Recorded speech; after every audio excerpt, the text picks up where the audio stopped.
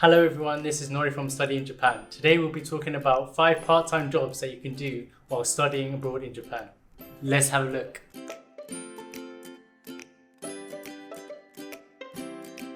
So if you're living in Japan with whatever visa, these are the sort of jobs that you will come across. The first one will be working at a restaurant, and there are lots and lots of restaurants to choose from in Japan. In general, the level of Japanese that you will need for such a job is an N3 level. So what I mean by N3 is under the JLPT, the Japanese Language Proficiency Test, you have N5, which is beginner level, and N1, which is highly advanced. So N3 is intermediate level Japanese. It might be a bit difficult to work in high-end restaurants, but fast food and chain restaurants are quite easy to get into. And on average, the hourly wages are around 1,120 Japanese yen, which is equivalent to around $10 per hour. Some of the benefits that you might find with working in a restaurant is that you get to work with Japanese locals. There are a lot of students that work in the industry, so it'll be a good place to make some new friends. Now, this isn't the case for all the restaurants, but one of the biggest advantages of working in a restaurant is the fact that it comes with a staff meal. The food is generally tasty, and for those of you who are trying to live on a budget, this is perfect. If you've ever done some research on Japan, one of the things that people talk about a lot is the service that you get in Japan. And this is a perfect place to learn the service manners that is admired all over the world. This last section here about the special skills visa I'll leave to the very end, so if you're interested, please hang around. Next, we'll be talking about the Conbini, otherwise known as the convenience store. Here, you're required to have a JLPT level of around N4, so that's beginner to intermediate, but don't worry, there are some jobs available even if you can't speak Japanese so well. The hourly wages are 1,100 yen per hour, so that's just under $10. And because convenience stores have night shifts, if you work overnight, then you get a 25% increase in pay. There's no restriction of age, so people of all ages can work there. And because you can literally find convenience stores everywhere, even if you move from one place to another, it's an easy job to find.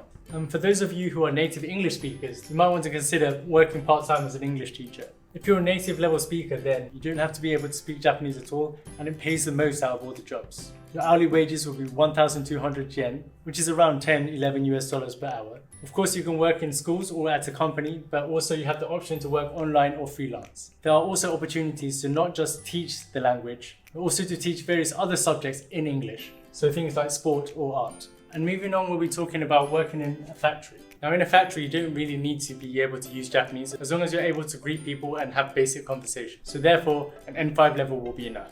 The pay is around 1,100 Japanese yen, so that's just under $10, and mainly you'll be dealing with like simple tasks. So this includes like food and beverage manufacturing or working in an Amazon warehouse. And because factories require a large amount of space, you don't find many in the city areas, so they're mostly located in the rural areas just outside of the cities. Lastly, we'll be talking about hotels. Now here it says that you either need an N5 or an N2, and that's because there are 2 different types of jobs that you could do at a hotel. One is a receptionist, where you'll be talking to customers on a regular basis, and therefore you will need an N2 level of Japanese. So this is quite advanced. But if you're looking at a cleaning staff role, because you're not dealing with customers so much, you only need an N5. At a hotel, you can learn about the Japanese manners, and with reception work, you might have the opportunity to work there full-time in the future. Lastly, I want to talk about this special skills visa. And this is for people that are willing to work for very specific industries in Japan.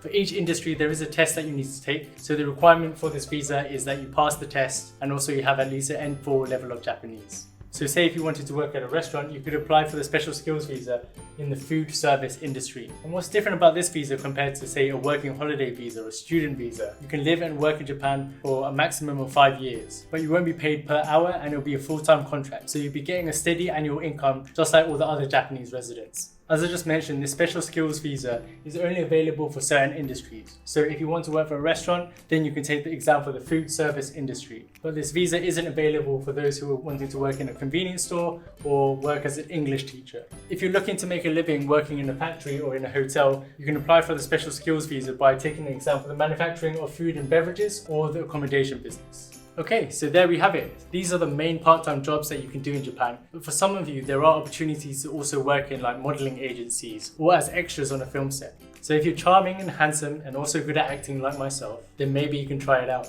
As always, if you have any questions on any of the information that we talked about today, please let us know in the comments. If you liked the video, give us a like. And if you're interested about hearing more information, then please subscribe to our channel. I'll see you when I see you. Ja ne. Model material.